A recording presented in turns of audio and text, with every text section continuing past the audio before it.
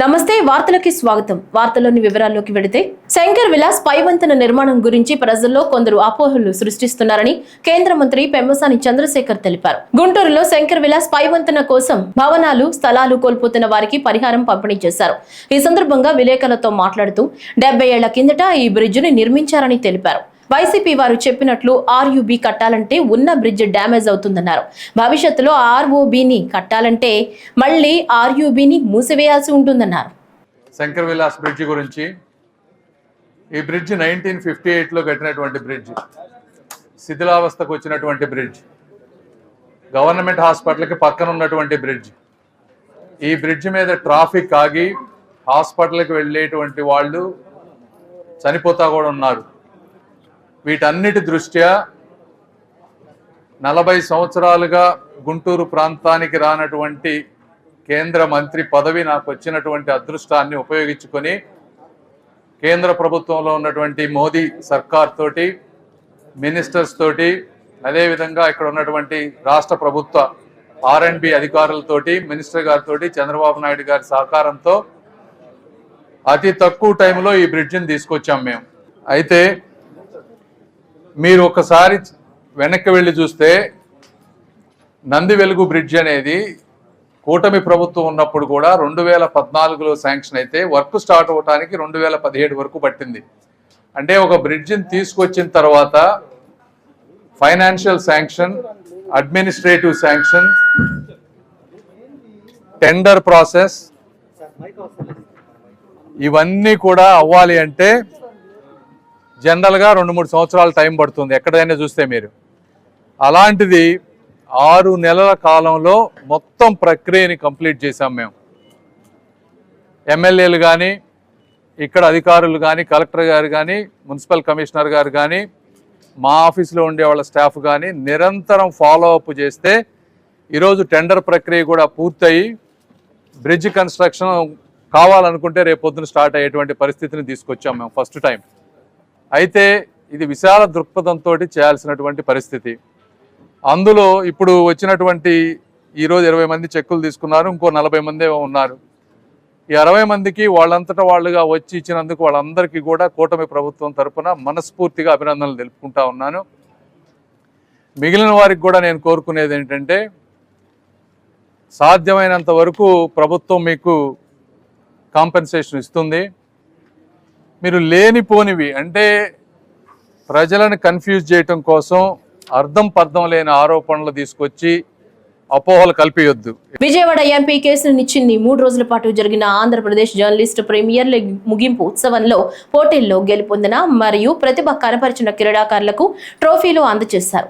Final match లో రాజధాని media జట్టు అమరావతి మీడియా జట్టుపై గెలుపొంది విజేత అవ్వగా, అమరావతి మీడియా జట్టు 2వ స్థానంలో నిలవగా, బెజవాడ మీడియా జట్టు 3వ స్థానం దక్కించుకుంది. ఈ సందర్భంగా ఆయన మాట్లాడుతూ భవిష్యత్తులో రాష్ట్రంలోని పలు నగరాల నుంచి మీడియా జట్లు పాల్గొనేలా క్రికెట్ లీగ్ జరగాలని ఆకాంక్షించారు.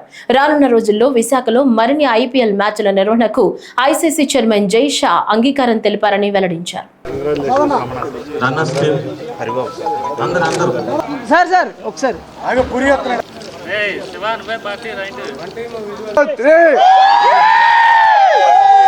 జర్నలిస్టుల తరఫున, రిపోర్టర్లు, అన్ని మీడియా హౌస్ల తరఫున ఇక్కడ అమరావతి ప్రీమియం లీగ్ జర్నలిస్టుల తరఫున ఆడినందుకు మాకు మా ఆంధ్ర క్రికెట్ అసోసియేషన్ తరఫున ముందుగా చాలా ఆనందంగా ఉంది.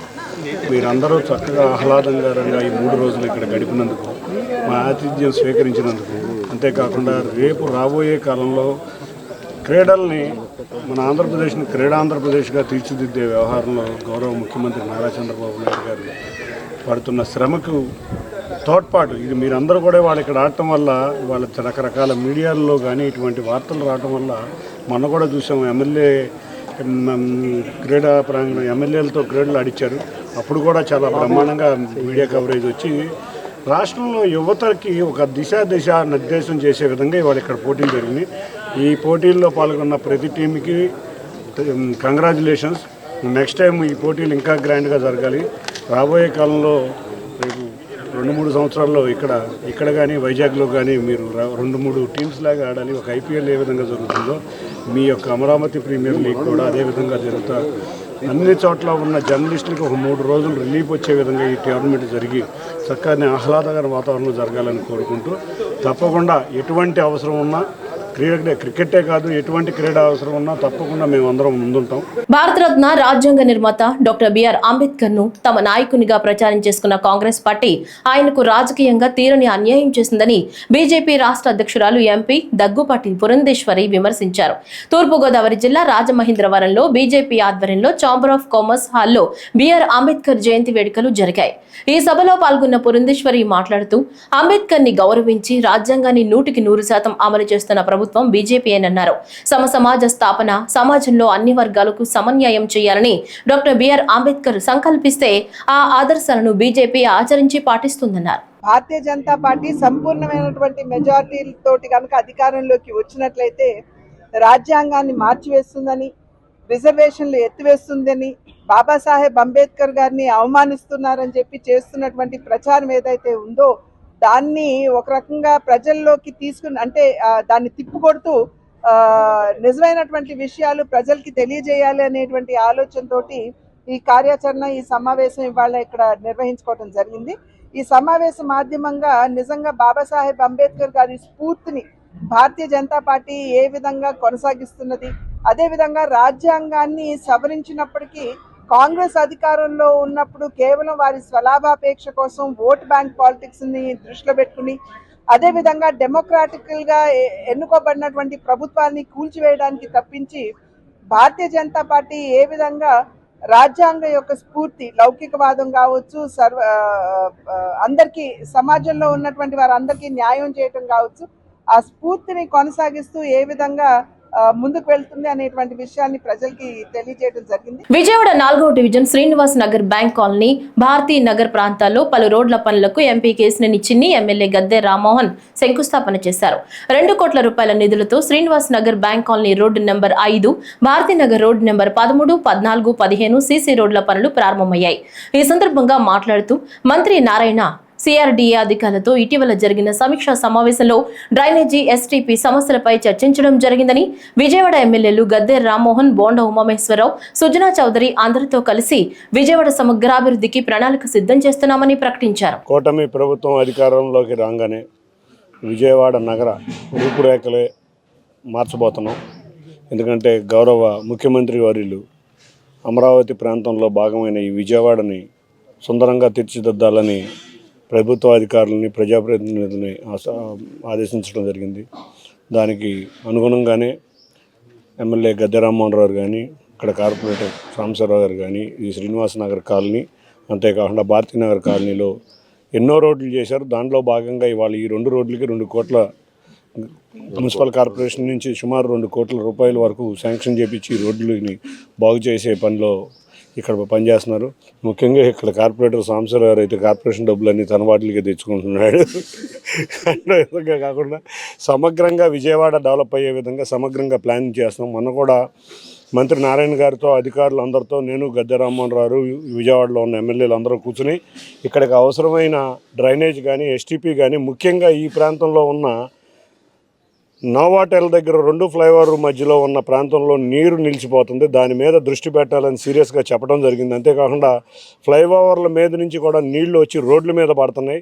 అది కూడా పైప్ లైన్ లేపడం వల్ల జరుగుతుందని గట్టిగా నేషనల్ హైవే అధికారులని గట్టిగా రోజు సమావేశంలో నిలదీయడం జరిగింది. వారు దానికి అంగీకరించి త్వరలో పనులు చేపడతామని చెప్పారు. అంతేకాకుండా బెంచ్ సర్కిల్ నుంచి కూడా డ్రైనేజ్ పనులు ఇమీడియట్గా నేషనల్ హైవేస్ వాళ్ళు స్టార్ట్ చేయాలి. అది కూడా 1 నెల రూపాయల లోపల అది కూడా కార్యరూపం దాల్చబోతుంది. తప్పకుండా ఈ విజయవాడ నగరం ఆధునీకరంగా సుందర నగరంగా తయారు చేసే కార్యక్రమంలో మేము అందరం కలిసికట్టుగా కృషి చేస్తున్నాం. అదేవిధంగా గద్దె రామ్మోహన్ రావు గారు ఏ విధంగా నడుస్తారో అదేవిధంగా తూర్పు నియోజకవర్గంలో నేను కూడా ఈ కార్యక్రమాల్లో పాల్పంచుకుంటాను. అగ్ని ప్రమాదాల నివారణ పట్ల ప్రజలకు పూర్తి స్థాయిలో అవగాహన కల్పించాలని రాష్ట్ర పరిశ్రమల శాఖ మంత్రి టీజీ భరత్ కోరారు. అగ్నిమాపక వారోత్సవాల సందర్భంగా కర్నూలులో నిన్న జరిగిన కార్యక్రమంలో మంత్రి మాట్లాడుతూ జన సమర్థతతో ఉండే అపార్ట్మెంట్లు, సినిమా థియేటర్స్, ఆసుపత్రులు, షాపింగ్ కాంప్లెక్స్లు, పాఠశాలలు, పరిశ్రమలు, పెట్రోల్ పంపులు మొదలగు ప్రదేశాల్లో అగ్ని ప్రమాదాలు జరగకుండా అప్రమత్తంగా ఉండాలన్నారు. పెద్ద కాంప్లెక్స్లు అనుకోండి, లేకపోతే షాపింగ్ అనుకోండి, లేకపోతే హోటల్స్ అనుకోండి, హాస్పిటల్స్ అనుకోండి, where there is a possibility of having accidents, you have to have regular inspections. NOC ఉన్న మాకు ఉంది ఓసీ, అంటే ఎన్ఓసి ఉంటుంది ఒక 5 years అని. మనం 5 years కాకుండా ఒక 3 monthsకో 6 monthsకో వచ్చి అందరికి ఇన్స్పెక్ట్ చేసి ఎక్కడైనా ఇష్యూస్ ఉంటే వాళ్ళని కరెక్ట్ చేసుకోమని చెప్పేదానికి అవకాశం ఉంటుంది. వాళ్ళు కూడా కరెక్ట్ చేసుకుంటారు. చేసుకోకుండా ఎప్పుడైనా డిజాస్టర్ అయిందంటే it become a major subject, major issue అవుతుంది. అలాగే ఎక్విప్మెంట్స్ కూడా నేను రీజనల్ ఫైర్ ఆఫీసర్కి రిక్వెస్ట్ చేశాను, ఏమైనా ఎక్విప్మెంట్స్ కావాలా, అడ్వాన్స్డ్ ఎక్విప్మెంట్స్ కావాలా. నేను మంత్రిగా ఉన్నా కాబట్టి నాకు ప్రపోజల్స్ పంపిస్తే ఏమైనా పుష్ చేసి ఫాలో అప్ చేసేదానికి అవకాశం ఉంటుంది. తిరుపతి జిల్లా శ్రీకాళహస్తిలోని పంచాయతీరాజ్ అతిథి గృహం నందు ప్రజా సమస్యల పరిష్కార వేదిక ప్రజా దర్బార్ను శాసనసభ్యులు బొజ్జల సుధీర్ రెడ్డి నిర్వహించారు. కొంతమంది వ్యక్తులు ఎమ్మెల్యే పేరు చెబుతూ తమను ఇబ్బంది పెడుతున్నారంటూ బాధితులు ఆయన దృష్టికి తీసుకుని రాగా, నియోజకవర్గంలో ఎక్కడైనా తన పేరు వాడి అవినీతికి అక్రమాలకు పాల్పడితే కఠిన చర్యలు తీసుకుంటామని ఆయన హెచ్చరించారు. ప్రభుత్వ కార్యాలయాల్లో కొందరు తన పేరు చెప్పి అవినీతికి పాల్పడుతుండటంపై ఎమ్మెల్యే ప్రభుత్వానికి ఫిర్యాదు చేశారు. ఒప్పుకోం. నా పేరు చెప్పి ఎవరన్నా సరే, ఏ ఆఫీసులో అయినా సరే ఏమన్నా తప్పుడు పనులు చేసినా, నా పేరు చెప్పి ఏ కంపెనీకి పోయినా, డబ్బులు అడిగినా, పన్ను అడిగినా, నా పేరు చెప్పి ఎక్కడన్నా సరే ఏమన్నా చేస్తే మిమ్మల్ని అందరికీ మేము కంపెనీస్కి కావచ్చు, ఎంఆర్ఐస్ కావచ్చు, పోలీస్ స్టేషన్ కావచ్చు, అందరికి చెప్తాడా డైరెక్ట్గా నాకు ఫోన్ చేసి ఇది కరెక్టా లేదా అని కన్ఫర్మ్ చేసుకోండి. ఎందుకంటే మా కార్యకర్తలు, డిసిప్లిన్ ఉన్న కార్యకర్తలు ఎక్కడ కూడా అట్లాంటి చట్ట పనులు చేయరు. కానీ కొంతమంది తప్పుడోళ్ళు మరి నా పేరు అడ్డదిడ్డంగా వాడుతున్నారు. తప్పకుండా అలాంటి వాళ్ళ మీద డెఫినెట్ గా పోలీస్ చర్య ఉంటుంది. ఇమ్మీడియట్ గా they will be there behind boss. అన్ని కంపెనీస్ చెప్తా ఉన్నాను, దయచేసి any problem with any company in Kalahasti, please call MLA directly. I am accessible for everybody. Mega డిఎస్సితో నిరుద్యోగులకు అండగా కూటమి ప్రభుత్వం ఉందని శాసన మండలి చీఫ్ విప్ పంచుమర్తి అనురాధ అన్నారు. ఈ సందర్భంగా మీడియా సమావేశం నిర్వహించారు. ఇప్పుడు ఆ వివరాలు చూద్దాం. రాష్ట్ర వ్యాప్తంగా 16,347 టీచర్ పోస్టులకి నోటిఫికేషన్ ఇస్తే ఓర్చుకోలేకపోతా ఉన్నారు. దాని మీద రాద్ధాంతం చేయడమే కాకుండా జగన్మోహన్ రెడ్డి తప్పుడు ప్రచారాలు చేస్తూ ఉన్నారు. తప్పుడు ప్రచారాలు చేయడమే కాకుండా వాళ్ళు ఎప్పుడెప్పుడు డిఎస్సీలు ప్రకటించారో, ఎప్పుడెప్పుడు డిఎస్సీలు టీచర్ పోస్టులు భర్తీ చేశామో అని ఫేక్ ప్రచారాన్ని సోషల్ మీడియాలో వైరల్ చేయటం నిజంగా చాలా దారుణమైన విషయం. ఏదేమైనప్పటికీ కూడా ఈ రాష్ట్రంలో ఎప్పుడైనా ఉపాధ్యాయుల భర్తీ చేశారు అని అంటే దాని patent right Telugu Desam party Nara Chandrababu Naidu గారిదే అని చెప్పి ఈ సందర్భంగా నేను తెలియజేస్తా ఉన్నా. 94లో 16,238 పోస్టులు, 94లో 16,238 పోస్టులు, 96లో 16,838, 98లో 29,269, 2000 సంవత్సరంలో 24,388, 2001లో 26,129, 2002లో 31,699, 2003లో 12,430, 2014లో 8,926, అలాగే 2018లో 7,254. లిమిటెడ్ రిక్రూట్మెంట్స్ 1996లో 3,706. స్పెషల్ రిక్రూట్మెంట్స్ 96లో 2,000, 97లో 874, 2019లో 521. గ్రాండ్ టోటల్ 1,80,272 పోస్టులు భర్తీ చేసిన ఘనత నారా చంద్రబాబు నాయుడు గారిది. ఇప్పుడు 16,344తో కలిపి ఈనాడు మరి మొత్తం కలిపి 1,96,000 పోస్టులు, ఉపాధ్యాయుల పోస్టులు భర్తీ చేసిన ఏకైక పార్టీ తెలుగుదేశం పార్టీ, ఏకైక నాయకులు నారా చంద్రబాబు నాయుడు గారని చెప్పి ఈ సందర్భంగా మీకు తెలియజేస్తా ఉన్నా. ఆంధ్రప్రదేశ్లో త్వరలో ఏటీఎం తరహాలో రేషన్ కార్డులు రానున్నాయి. ఈ నేపథ్యంలో రేషన్ కార్డుల ఈకేవైసీని పూర్తి చేయాలని ప్రభుత్వం సంకల్పించింది. ఆ దిశగా రాష్ట్ర వ్యాప్తంగా 80% మేర ప్రక్రియ పూర్తి చేసింది. ఇంకా పెండింగ్ లో ఉన్న రేషన్ కార్డుల ఈకేవైసీ పూర్తికి మరోసారి గడువు పెంచింది. ఈ నెల 30లోగా ఈకేవైసీ చేసుకోవాలని స్పష్టం చేసింది. ఆంధ్రప్రదేశ్లో 16,347 ఉపాధ్యాయ ఉద్యోగాలకు భర్తీకి గాను మెగా డిఎస్సి నోటిఫికేషన్ పాఠశాల విద్యాశాఖ ఆదివారం విడుదల చేసింది. రాష్ట్ర వ్యాప్తంగా 16,347 ఉపాధ్యాయ ఉద్యోగాలను ప్రభుత్వం భర్తీ చేయనుంది. మెగా డిఎస్సి షెడ్యూల్ ను విద్యా ఐటీ శాఖల మంత్రి నారా లోకేష్ సామాజిక మాధ్యమంలో విడుదల చేయగా పాఠశాల విద్యాశాఖ డిఎస్సి నోటిఫికేషన్ విడుదల చేసింది. సంబంధిత జీవోలు, ఉపాధ్యాయ పోస్టుల వివరాలు, పరీక్షా షెడ్యూల్, సిలబస్, సహాయ కేంద్రాల వివరాలను పాఠశాల విద్యాశాఖ వెబ్సైట్ లో నిన్నటి నుంచి అందుబాటులో ఉంచింది. ఏప్రిల్ 20 నుంచి మే 15 వరకు ఆన్లైన్ ద్వారా ఫీజులు చెల్లించి దరఖాస్తు చేసుకునేందుకు అవకాశం కల్పించారు. మే 20వ తేదీన నమూనా పరీక్షలు నిర్వహిస్తారు. మే 30 నుంచి హాల్ టికెట్లు డౌన్లోడ్ చేసుకునేందుకు అవకాశం కల్పించారు. జూన్ 6 నుంచి జూలై 6 వరకు పరీక్షలు నిర్వహిస్తారు.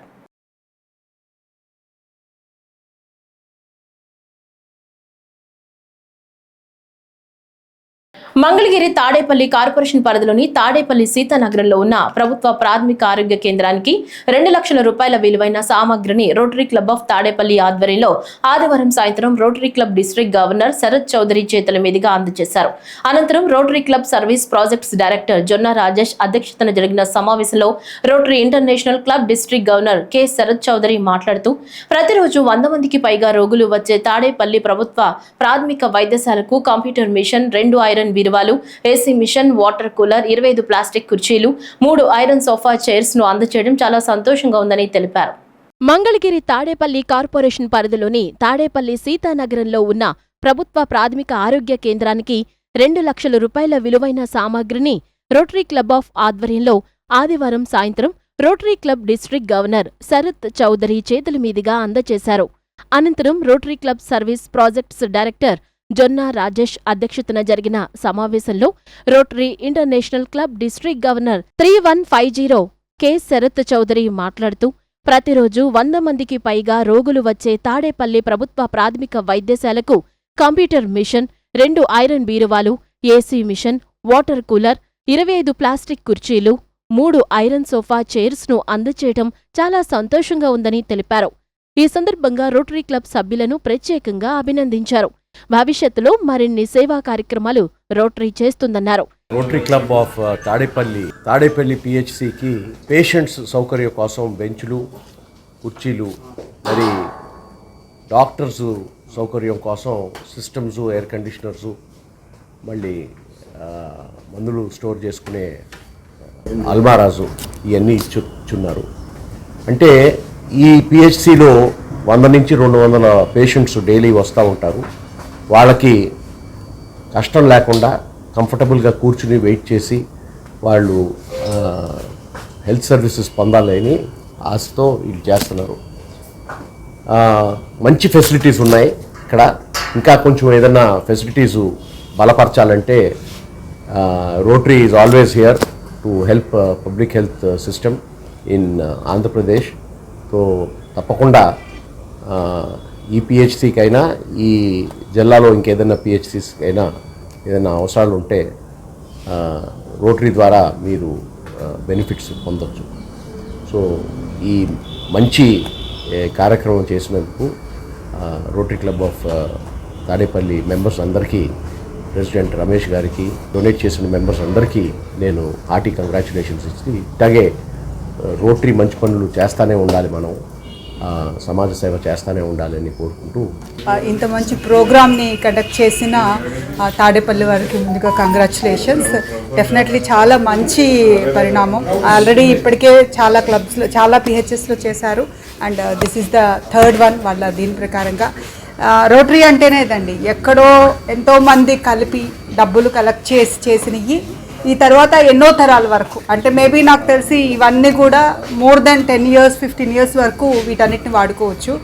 వచ్చిన ప్రతి ఒక్కళ్ళు రోటరీని గుర్తించే విధంగా వీళ్ళ ఇవి మనకు కనిపిస్తున్నాయి.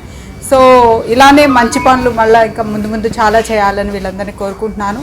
రోటరీ క్లబ్ తాడేపల్లి అధ్యక్ష కార్యదర్శులు రావూరి రమేష్ బాబు, సెక్రటరీ సుకుమార్ రెడ్డి మాట్లాడుతూ ఇప్పటికే ఇందిరానగర్ ప్రభుత్వ ఆరోగ్య కేంద్రానికి, కుంచనపల్లి ప్రభుత్వ ఆరోగ్య కేంద్రానికి లక్షల రూపాయల సామాగ్రిని అందచేశామని అన్నారు. అలాగే ఇప్పుడు తాడేపల్లి సీతానగరం ప్రభుత్వ ఆరోగ్య కేంద్రానికి అందించామని అన్నారు. ప్రజలకు సేవ చేసేందుకు రోటరీ క్లబ్ ఆఫ్ తాడేపల్లి ఎల్లప్పుడూ అందుబాటులో ఉంటుందని తెలిపారు. రోటరీ క్లబ్ ఆఫ్ తాడేపల్లి వారు ఈరోజు మా R1350 డిస్ట్రిక్ట్ గవర్నర్ గారి అఫీషియల్ విజిట్ సందర్భంగా మన పిహెచ్సిలో వాళ్ళకి కావాల్సినటువంటి చిన్న చిన్న ఎమ్యూనిటీస్ కొన్ని అడిగి ఉన్నారు. వాళ్ళు ఇక్కడ పేషెంట్స్కి సౌకర్యాలు కల్పించడం కోసం మేము ఇది 3వ పిహెచ్సి అండి చేయటం. మా వివేకానంద రెడ్డి గారి టైంలో మంగళగిరి పిహెచ్సిలో చేసి ఉన్నాము. దాన్ని చూసి కుంచనపల్లి పిహెచ్సి వాళ్ళు వచ్చి మాకు కూడా ఏర్పాటు చేస్తే బాగుంటుందండి అంటే, దీనికన్నా కూడా అక్కడ ఇంకా బ్రెస్ట్ ఫీడింగ్ క్యాబిన్ దగ్గర నుంచి వాళ్ళకి కావాల్సిన అన్ని ఎమ్యూనిటీస్ అన్ని ఫుల్ఫిల్ చేశాం. ఆ తర్వాత రమాదేవి మేడం ఈ డాక్టర్ గారితో దీంతో వచ్చి మాకు ఇవి కావాలండి అని ఒక చిన్న లిస్ట్ ఇచ్చి ఉన్నారు. వాటిలో అన్ని ఫిలప్ చేసి ఉన్నాము. ఈరోజు మా గవర్నర్ గారు ఇక్కడికి వచ్చి చూసి ఎల్పిడి ప్రొఫైల్కి సంబంధించిన టెస్టులు చేయడానికి కావాల్సినటువంటి ఎక్విప్మెంట్ కూడా మీ డిఎంహెచ్ఓ కనుక పర్మిషన్ ఇస్తే మేము ఇవ్వడానికి సిద్ధంగా ఉన్నామని చెప్పేసి చెప్తున్నారు. దానికి నేను మా గవర్నర్ గారికి చాలా థ్యాంక్స్ చెప్తున్నాను. ఇలాంటివి ఈ పబ్లిక్ కోసం మీ రోటరీ క్లబ్ గవర్నమెంట్ స్కూల్స్కి, వైద్య రంగంలో ఉన్నటువంటి పిహెచ్సిలకి చేయడానికి ఎప్పుడు ముందు ఉంటుందని తెలియపడుతుంది. అయితే ఈరోజు మనం చేస్తున్న ఈ కార్యక్రమం మెయిన్గా పేషెంట్లకి రెగ్యులర్గా ఇక్కడికి వచ్చే వాళ్ళకి చాలా ఇబ్బందికరంగా ఉందని చెప్పి గతంలో ఇక్కడే మనం ఆక్సిజన్ కాన్సన్ట్రేటర్స్ ఇచ్చున్నాము. అప్పుడు మేడం వాళ్ళు అడగటం మనం వెంటనే రమేష్ గారు స్పందించి సరే మేము చేసి పెడతామమ్మా అని చెప్పి క్లబ్లో నిర్ణయం తీసుకొని మేము ఈసారి దీన్ని 3వ పిహెచ్సిగా మేము చేసి ఉన్నాము. కానీ దీనికంటే కూడా ఇంకా ముందు రోజుల్లో వేరే మన తాడేపల్లి మండల పరిధిలో ఇంకా హాస్పిటల్కి సంబంధించి ఇంకా చాలా చేయాలనే ఒక ప్లానింగ్ తోటి అయితే మేము క్లబ్బు ఎప్పుడు దానిపైన డిస్కషన్ చేస్తూ ఉంటుంది. ఎందుకంటే తాడేపల్లి రోటరీ క్లబ్బు ప్రప్రథమంగా ముందు హెల్త్కి ఎక్కువ ఇంపార్టెంట్ ఇస్తూ ఉంటుంది. దాంట్లో భాగంగానే ఈ రోజున చూసుకుంటే మరి వివేకానంద రెడ్డి గారి దగ్గర నుంచి చూసుకుంటే రమేష్ గారి దాకా కూడా దగ్గర ఒక 10 లక్షల రూపాయలు ఖర్చు పెట్టి ఈ విధంగా మరి మనం చేయటం అంటే మామూలు విషయం కాదు. సో ఈ సందర్భంగా ప్రతి ఒక్క క్లబ్ సభ్యుడిని ఈ కార్యక్రమంలో పాల్పంచుకున్నందుకు ధన్యవాదాలు తెలుపుకుంటూ సెలవు తీసుకుంటాం. Service projects director Jonna Rajesh మాట్లాడుతూ భవిష్యత్తులో మరెన్నో సర్వీస్ ప్రాజెక్టులు చేపట్టి ముందుకు వెళుతుందన్నారు. ప్రాజెక్ట్స్ దాదాపు ఈ సంవత్సరం 13 సర్వీస్ ప్రాజెక్ట్స్ చేసింది. ఇప్పుడే మీటింగ్లో సర్వీస్ ప్రాజెక్ట్స్ గురించి మొత్తం డిస్కస్ చేశాము. ఇది 14th సర్వీస్ ప్రాజెక్ట్. ఇటువంటి సర్వీస్ ప్రాజెక్ట్స్ ఇంక మరెన్నో చేయాలని రోటరీ క్లబ్ అంటే I'm proud of a Rotary club. రొటేరియన్గా ఉండడానికి మేము అందరం చాలా గర్వపడుతున్నాము. ప్రజలు మమ్మల్ని అప్రోచ్ అవుతున్నారు. ఈ పిఎస్సీ కాదు, దాదాపు రోటరీ క్లబ్ ఆఫ్ తాడేపల్లి ఇది 4వ పిఎస్సీకి ఈ రకంగా మన సహకారం అందించడం జరిగింది. ముందు ఇలాంటి ఎన్నో సహాయ సహకారాలు అందిస్తారని ప్రజలందరూ రోటరీ క్లబ్ని మాకు హెల్ప్ చేయండి అని చెప్పేసి ఒక చెయ్యి ఇవ్వండి అని చెప్పి మా దగ్గరికి వస్తున్నారంటే కారణం రోటరీ క్లబ్ ఆఫ్ తాడేపల్లి చేసిన సేవా కార్యక్రమాలు ఈ ఏరియాలో. Thank you sir, thank you for all your support. Thank you madam, and thanks for the staff and thanks for the madam. ఈ కార్యక్రమంలో deputy governor P Sivaranjani, assistant governor మాజీ టి వంశీకృష్ణ, మున్నంగి వివేకానందరెడ్డి, చంద్ర ఓబులారెడ్డి, ఉండేలా, Parchuru Kiran Kumar, Katragadda Sivanarayana, Gopu Nagarajesh, Arega Kuti Ravindrareddy, KV Chandrashekar Reddy, Jonna Kishore, D Venkata Narasimham, Kondepatti Narendra, Kothalanka Amarendra, Racharla Srinivas, Bonthu Appireddy, Burramukku Sri Rami Reddy, Choppara Bullibabu, Tadepalli ప్రాథమిక ఆరోగ్య కేంద్రం doctor Shanthi, doctor Anusha, health supervisor Ramadevi, staff nurse Umadevi, Rotary club సభ్యులు రాజేష్, రవీంద్రారెడ్డి తదితరులు పాల్గొన్నారు. మా పిహెచ్సికి విచ్చేసిన సార్ వాళ్ళందరికీ ఇలా మాకు ఇచ్చిన ఒక డొనేట్ చేసినందుకు పేషెంట్లకి ఉపయోగపడేవి, అలానే మాకు ఈహెచ్ఆర్ చేయడానికి సిస్టమ్ అనేది వర్షన్ అప్డేట్ అనేది మేము చాలా నీట్గా అనుకున్నాము. సార్ వాళ్ళు ఇన్ టైంలో మాకు కరెక్ట్గా ఇచ్చారండి. అంటే దీనికోసం మేము చూస్తున్నాము, ఇది మాకు ఇలా హెచ్డిఎస్ అమౌంట్ అది పడినప్పుడు ఇది పర్చేస్ చేసుకోవాలనుకున్నాము. కానీ అన్ఎక్స్పెక్టెడ్గా సార్ మంచి టైంలో ఇవ్వడం అనేది చాలా సంతోషకరంగా ఉంది. అలానే ఇంకా వాటర్ డిస్పెన్సర్ కానీ, టేబుల్స్ కానీ, ఇలా చైర్స్ ఇవి పేషెంట్స్కి యూజ్ అయినందుకు, మమ్మల్ని ఇలా హెల్ప్ చేసినందుకు చాలా థ్యాంక్స్. జర్నలిజం పవిత్రమైన వృత్తి అని ఇందిరాగాంధీ యూపీహెచ్ఎస్సీ వైద్యాధికారిని డాక్టర్ పి అనుష అన్నారు. జర్నలిస్టులు నిత్యం ఎన్నో సవాళ్లను ఎదుర్కొంటూ సమాజాభివృద్ధికి బాట వేస్తున్నారని తెలిపారు. ఇటీవల ఆంధ్రప్రదేశ్, తెలంగాణ రాష్ట్రాల్లో ఉత్తమ జర్నలిస్టులుగా ఎంపికై సుప్రీంకోర్టు 48వ ప్రధాన న్యాయమూర్తి ఎన్వి రమణ చేతుల మీదుగా బాపనపల్లి శ్రీనివాసరావు, బత్తుల సాంబశివరావులు అవార్డులు అందుకున్నారు. జర్నలిజం పవిత్రమైన వృత్తి అని ఇందిరానగర్ యూపీహెచ్ఎస్సీ వైద్యాధికారిని డాక్టర్ పి అనుష అన్నారు.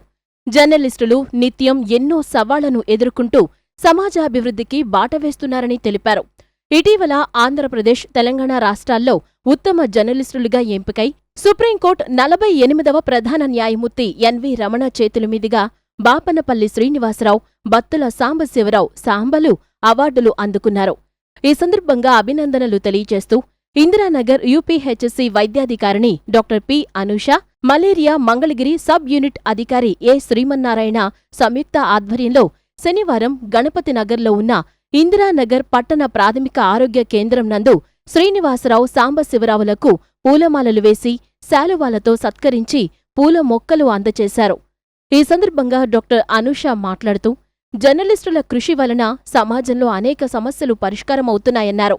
జర్నలిస్టులు ప్రజలకు, ప్రభుత్వానికి వారధిగా ఉంటూ ప్రజలకు విశేషమైన సేవలందిస్తున్నారన్నారు. ఇందిరానగర్ అర్బన్ ఆరోగ్య కేంద్రం సేవలను విస్తృతంగా ప్రజల్లోకి తీసుకువెళ్లడంలో పలువురు జర్నలిస్టులతో పాటు బాపనపల్లి శ్రీనివాసరావు, బత్తుల సాంబశివరావుల పాత్ర వెలకట్టలేనిదని కొనియాడారు. ప్రజల మన్ననలను మరింతగా పొందుతూ భవిష్యత్తులో మరిన్ని అవార్డులను అందుకోవాలని కోరుకుంటున్నట్లు చెప్పారు. ఇవాళ గణపత్ నగర్లోని యూపీహెచ్సి ఇందిరానగర్లో మన జర్నలిస్ట్ మంగళగిరిలో ఉన్న 3 జర్నలిస్టులకి మనకి స్టేట్ బెస్ట్ జర్నలిస్ట్ అవార్డు వచ్చింది. మన బాపనపల్లి శ్రీనివాస్ గారికి, సాంబా గారికి, అవ్వ శ్రీనివాస్ గారికి. సో ఇక్కడ మన హాస్పిటల్లో మనం సన్మానం చేయడం అనేది జరుగుతుంది. వీళ్ళు మెయిన్గా మన సుప్రీంకోర్టు న్యాయమూర్తి ఎన్వి రమణ గారి చేతుల మీదుగా అవార్డు అందుకున్నారు. వీళ్ళ గురించి చెప్పాలంటే మన హాస్పిటల్ ఇక్కడ ఎస్టాబ్లిష్ ఇక్కడ చేసినప్పటి నుంచి మా యొక్క సక్సెస్లో ప్రతి అడుగులో వీళ్ళు మమ్మల్ని బాగా ఎంకరేజ్ చేశారు. బాపనపల్లి శ్రీనివాస్ గారు, సాంబా గారు వాళ్ళు. సో ప్రతి ఇది ప్రజల్లోకి తీసుకెళ్ళడం, మేము చేసే ప్రతి హెల్త్ ప్రోగ్రాము అండ్ మాకు సలహాలు ఇచ్చే విధానం కానీ అన్నిట్లో. సో మేము మా తరపు నుంచి యూపీహెచ్సి ఇందిరానగర్ టీమ్, మా స్టాఫ్, ఏఎన్ఎంస్, ఆశాస్ తరపు నుంచి ఒక చిన్న సత్కారం లాగా మేము ఇక్కడ జరుపుకున్నాము. ఇలాంటివి ఎన్నో ఫ్యూచర్లో వాళ్ళు అవార్డ్స్ అనేవి తెచ్చుకోవాలని చెప్పి మనస్ఫూర్తిగా కోరుకుంటున్నాం. మలేరియా సబ్ యూనిట్ అధికారి శ్రీమన్నారాయణ మాట్లాడుతూ సమాజాన్ని మేలుకొలిపే వృత్తి జర్నలిజం అని అన్నారు. జర్నలిజంలో కొనసాగాలంటే ఎంతో త్యాగం చేయాల్సిన అవసరం ఉందన్నారు. నిస్వార్థంగా సేవలందిస్తున్న జర్నలిస్టులకు అవార్డులు రావటం సంతోషించదగ్గ విషయమని తెలిపారు. అవార్డులు అందుకున్న జర్నలిస్టులకు మలేరియా సబ్ యూనిట్ తరపున అభినందనలు తెలియజేస్తున్నట్లు చెప్పారు. భవిష్యత్తులో ప్రజలకు కలం ద్వారా మరిన్ని సేవలందిస్తూ ఎన్నో అవార్డులను అందుకోవాలని కోరుకుంటున్నట్లు పేర్కొన్నారు. ఇది జర్నలిజం అనేది ఒక ప్రత్యేకమైనటువంటి వృత్తి.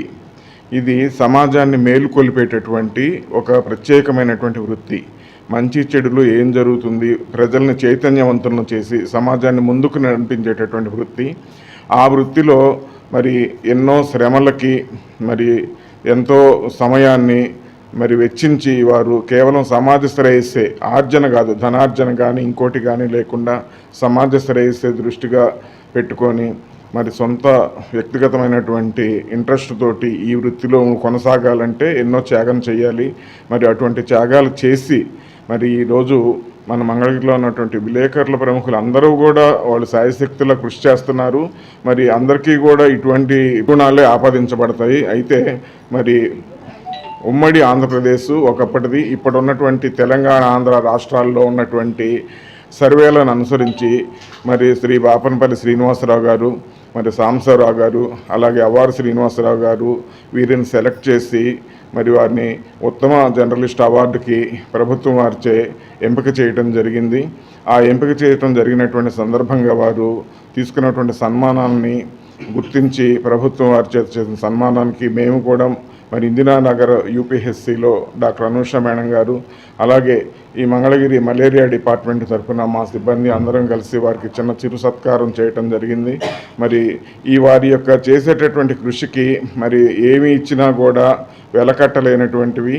మరి ఇటువంటి కృషిని వారు చేస్తున్నందుకు, అలాగే ప్రభుత్వం వారు ప్రజల కొరకు ఎన్నో ఉచిత కార్యక్రమాలు, సేవా స్టాఫ్ కానివ్వండి అందించడం జరుగుతుంది. వాటిని గుర్తించి పక్షపాతం లేకుండా నిష్పాక్షికంగా అందరికీ కూడా తెలిసే విధంగా కూడా వీరు ప్రాచుర్యం కల్పించడంలో ఎంతో సహకారం అందిస్తున్నారు, ఎన్నో సేవలు చేస్తున్నారు. ఈ కార్యక్రమంలో స్టాఫ్ నర్సులు Varalakshmi, Jyothi, lab technician Dilsha, LGS Imran, malaria supervisor T Saidulu, Sagar, health assistant Srinivasarao, ఆరోగ్య కేంద్రం ఏఎన్ఎంలు, ఆశాలు, సిబ్బంది తదితరులు పాల్గొన్నారు. భారతరత్న డాక్టర్ బిఆర్ అంబేద్కర్ ఆశయాలను బీజేపీ ప్రభుత్వం చిత్తశుద్ధితో ముందుకు తీసుకుని వెళుతుందని బీజేపీ రాష్ట్ర అధికార ప్రతినిధి వల్లూరు జయప్రకాష్ నారాయణ తెలిపారు. ఆదివారం సాయంత్రం చిత్తూరు నగరంలోని బీజేపీ కార్యాలయంలో అంబేద్కర్ జయంతి ఉత్సవాలను ఘనంగా నిర్వహించారు. అనంతరం ఏర్పాటు చేసిన మీడియా సమావేశంలో ఆయన మాట్లాడుతూ అణగారిన వర్గాల అభివృద్ధి, హక్కుల సాధన కోసం కృషి చేసిన చిరస్మరణీయుడు అంబేద్కర్ అని అన్నారు. దేశ ప్రధాని నరేంద్ర మోడీ సారథ్యంలో కేంద్ర ప్రభుత్వం స్టాండప్ ఇండియా పేరుతో అనేక పరిశ్రమలను స్థాపించి బడుగు బలహీన వర్గాలను పారిశ్రామికవేత్తలుగా తీర్చిదిద్దడానికి కృషి చేస్తోందన్నారు. అంబేద్కర్ గారు రాజ్యాంగ నిర్మాణంతో పాటుగా ఈ దేశ యొక్క అభ్యున్నతి, ఈ దేశంలో బడుగు బలహీన వర్గాల యొక్క అభ్యున్నతి కోసం పోరాటం చేసినటువంటి వ్యక్తి. అయితే అటువంటి వ్యక్తికి భారతరత్న ఇచ్చేదానికి కూడా నిరాకరించినటువంటి పార్టీ కాంగ్రెస్ పార్టీ. ఒక పక్క నెహ్రూ గారు తనకు స్వయంగా తనే భారతరత్న ప్రకటించుకున్నాడు. తర్వాత వచ్చినటువంటి ఇందిరాగాంధీ గారు వారికి స్వయంగా వారే భారతరత్న ప్రకటించుకున్నారు. కానీ అంబేద్కర్ గారికి ప్రకటించవలసినటువంటి సందర్భంలో నిరాకరించడం కాదు, కనీసంగా ఆయన యొక్క చిత్రపటాన్ని పార్లమెంట్ సెంట్రల్ హాల్లో కానీ పార్లమెంట్ భవనాల్లో కానీ పెట్టేదానికి ఒప్పుకోనటువంటి పార్టీ కాంగ్రెస్ పార్టీ, కాంగ్రెస్ ప్రభుత్వం. అయితే మరో పక్క భారతీయ జనతా పార్టీని చూసినట్లయితే 1989లో అటల్ బిహారీ వాజ్పేయి గారి ప్రతిపాదనతో 1990లో నేషనల్ ఫ్రంట్ ఫామ్ అయిన తర్వాత విపి సింగ్ గారి ప్రధానమంత్రిగా ఉన్నప్పుడు వాజ్పేయి గారి పట్టుదలతోటి ఆ రోజున ఈ జాతి కోసం పోరాడినటువంటి అంబేద్కర్ గారికి భారతరత్న ఇప్పించినటువంటి ఘనత భారతీయ జనతా పార్టీది. కేవలం భారతరత్న ఇప్పించడం మాత్రమే కాదు, తదనంత పరిణామాల్లో నరేంద్ర మోదీ గారి నాయకత్వంలో భారతీయ జనతా పార్టీ 2014లో ప్రభుత్వం ఏర్పడిన తర్వాత, ఎన్డీఏ ప్రభుత్వం వచ్చిన తర్వాత సెంట్రల్ హాల్లో వారి యొక్క చిత్రపటాన్ని పెట్టడం కానివ్వండి, వారిని గౌరవించే దిశగా అంబేద్కర్ గారి పేరు మీద వారి 125వ జయంతిని సుమారుగా 120 దేశాల్లో చేసినటువంటి ఘనత భారతీయ జనతా పార్టీ ప్రభుత్వాన్ని. పిఠాపురం మండలం మల్లం గ్రామంలో దళితులు సాంఘిక బహిష్కరణకు గురయ్యారు. దళితులను వ్యవసాయేతర పనులకు పిలవరాదని, హోటల్స్ లో టిఫిన్, టీ, పాలు, కిరాణా ఇవ్వరాదని గ్రామంలో కొందరు పెత్తందారులు నిర్ణయించారు. అలాగే దళితులు అగ్రవర్ణాలు నివసించే చోట చేపలు విక్రయించడం తదితర పనులు నిలిపివేశారు. కోడి మాంసం అమ్మే ఎస్టీ కులానికి చెందిన వారిని కూడా ఎస్సీ కులస్తులకు కోడి మాంసం విక్రయించరాదని ఆంక్షలు విధించారు. ఈ నేపథ్యంలో స్వాతంత్రం వచ్చి 78 సంవత్సరాలైనా తమపై ఇంకా వివక్షత కొనసాగడం పై గ్రామానికి చెందిన పలువురు దళితులు ఆందోళన వ్యక్తం చేస్తున్నారు. రాష్ట్ర డిప్యూటీ సీఎం పవన్ కళ్యాణ్ ప్రాతినిధ్యం వహిస్తున్న పిఠాపురం నియోజకవర్గంలో ఈ ఘటన జరగడంతో చర్చనీయాంశంగా మారింది. పిఠాపురం మండలం మల్లం గ్రామంలో గత వారం రోజుల క్రితం ఒక దళిత యువకుడు ఓసీల ఇంటి వద్ద పనికి వెళ్ళి, ఎలక్ట్రికల్ పనికి వెళ్ళి కరెంట్ షాక్ తోటి మృతి చెందారు. దాని నిమిత్తం ఊర్లో గ్రామ పెద్దల మధ్యన ఆ సమస్య పరిష్కరించడం జరిగింది. కానీ ఆ సంఘటనకి కంటిన్యూస్గా కొంతమంది ఆవేశపరులైనటువంటి వ్యక్తులు ద్వారా ఒక గ్రూపు ప్రత్యేకంగా ఒక వర్గాన్ని సాంఘిక బహిష్కరణ చేశారు అనేటువంటి ఫిర్యాదు రావడంతో గ్రామంలోకి వెళ్ళి విచారణ చేయడం జరిగింది. పిఠాపురం సబ్ ఇన్స్పెక్టర్ గారు, ఎస్ఐ గారు, తహసీల్దార్, ఏఎస్డబ్ల్యూఓ ఉన్నటువంటి కమిటీ, ఆర్డీఓ కలెక్టర్ గారి ఆదేశాలైనటువంటి ఇరు వర్గాల ప్రతినిధులతోటి కంటిన్యూస్గా ఉదయం నుండి చర్చలు జరపడం జరిగింది. జరిగినది దురదృష్టకర సంఘటన. కానీ ఇరు వర్గాల ప్రతినిధులు కూడా సమయం పాటించి కలెక్టర్ గారి ఆదేశాల మేరకు వారు ఇచ్చినటువంటి పరిష్కారాన్ని ఒప్పుకున్నారు. ఇరు వర్గాల ప్రతినిధులతో ఒక శాంతి కమిటీని ఏర్పాటు చేయడం జరిగింది. భవిష్యత్తులో ఇటువంటి సంఘటనలు పునరావృతం అయితే ఆ కమిటీ ద్వారా చర్చల ద్వారా శాంతియుతంగా పరిష్కరించుకోవడానికి ఫస్ట్ తీర్మానం. రెండోది సోషల్ మీడియా ద్వారా ఈ రెండు గ్రూపులకి చెందినటువంటి ఎవరు ఈ అంశాల మీద అభ్యంతరకరమైనటువంటి అసత్యమైనటువంటి ప్రచారాలు చేసినా వారి మీద చర్యలు తీసుకోవడానికి అధికారులు చర్యలు తీసుకోవడానికి రెండో పరమైన నిర్ణయం. వీరు ఏదైతే సాంఘిక బహిష్కరణ అని అంటున్నారో గ్రామంలో కొన్ని చోట్ల జరిగిన మాట వాస్తవం, బట్ అది వ్యక్తిగతమైనటువంటి వైరుధ్యాల వల్ల జరిగింది. సో వాటిని ప్రతినిధులు రెండు వర్గాలు కూడా అంగీకరిస్తూ సాంఘిక బహిష్కరణ ఏదైనా అంటే వారిని ఇమీడియట్గా ఈ క్షణం నుండి ఎత్తివేయడానికి వారందరూ ఒప్పుకున్నారు. ఆ మేరకి గ్రామంలో ఆటోలో మైక్ ద్వారా కూడా అధికారుల ద్వారా చెప్పించడం జరుగుతుంది. ప్రజెంట్ ఆటో ఊరంతా గ్రామంలో పర్యటిస్తున్నది. సో ఇరు వర్గాల ప్రతినిధులకు కూడా కలెక్టర్ గారి తరఫున నేను కృతజ్ఞతలు తెలియజేసుకుంటున్నాను. కేవలం కొన్ని 2-3 వ్యక్తుల వలన సమాజానికి గ్రామంలో శాంతియుత వాతావరణానికి కొంచెం అడ్డంకులు వస్తున్నాయి కాబట్టి వాళ్ళని కట్టడి చేసుకోవడానికి ఇరు వర్గాల ప్రతినిధులు కూడా ఒప్పుకున్నారు. వారి మండలం మల్లాం గ్రామంలో 16వ తేదీని దళిత యువకుడు కరెంటు పని నిమిత్తం అగ్రవర్ణాలు కాపు పొలానికి సంబంధించి ఎలిశెట్టి జలబాబు ఇంటి వద్ద ఎలక్ట్రికల్ పని చేస్తుండగా షాక్తో మరణించడం జరిగింది.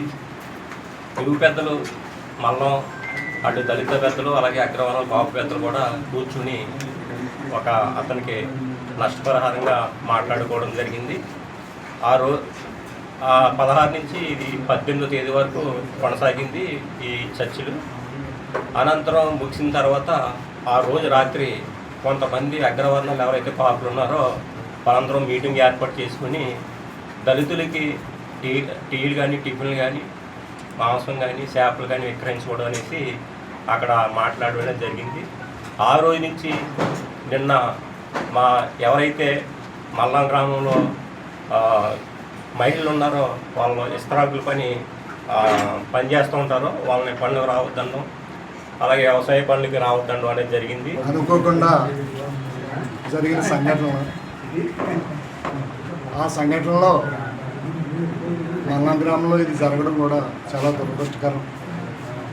ఇటు పోయిన వ్యక్తి కూడా దళితుల్లో కూడా చాలా చిన్న పేదవాడు, అలాగే చేయించుకున్న ఇల్లు గలతను కూడా పేదవాడు. అది రెండు ఆలోచించి సిఐ గారు, ఎంఆర్ఓ గారు, మన ఆర్టీఓ గారు మంచి నిర్ణయం తీసుకుని డబ్బులు అయ్యో సయోధ్య చేసి దాన్ని సమస్య లేకుండా చేశారు. అయితే అనుకోకుండా ఈవేళ పొద్దుట ఈ కార్యక్రమాన్ని మళ్ళీ అవుతే డబ్బులు కార్యక్రమం అవుతుంది అనే ఈ హోటల్స్, ఈ పాల వ్యాపారులు వీళ్ళందరూ కూడా ఈ డబ్బుల గురించి జరిసి అమ్మకం మానేశారు తప్ప సాంఘిక బహిష్కరణ ఇదని వాళ్ళకి తెలియదండి. పాపం నిజంగా అంత అవగాహన లేదు వాళ్ళకి. ఇది మాత్రం నిజంగా తప్పు. ఏ కాస్ట్ అంటే అవునండి, ఏదంటే అవునండి, ఇది అమ్మకపోవడం అన్నది సమాజపరంగా చాలా తప్పు. అది ఈవేళ వెంటనే మాకు ఇన్ఛార్జ్ గారు ఫోన్ చేసి ఇది మీరు చాలా తప్పు చేస్తున్నారు, నువ్వు వెళ్ళి అది అర్జెంటుగా చూడు అని నాకు ఫోన్ చేయడం జరిగిందండి. 9-8 గంటలు చేస్తే ఈ లోపలనే సిఐ గారికి, మన ఆర్టీఓ గారికి వాళ్ళు కూడా వచ్చి వెంటనే ఒకటి ఈ రెండుని పంచాయతీ ఆఫీసులో కూర్చోబెట్టి ఇద్దరినే చక్కగా అందంగా మాట్లాడించి. రాష్ట్రంలో ఎండలు ఠారెత్తిస్తున్నాయి. ఈ రోజు 31 మండలాల్లో తీవ్ర వడగాలులు, మరో 20 మండలాల్లో వడగాలులు వీచే అవకాశం ఉందని విపత్తుల నిర్వహణ సంస్థ ఎండీ కూర్మనాథ్ తెలిపారు. రాబోయే 3 రోజుల్లో కొన్ని ప్రాంతాల్లో తేలికపాటి నుంచి ఓ మోస్తరు వర్షాలు కురిసే అవకాశం ఉందని వాతావరణ శాఖ తెలిపింది.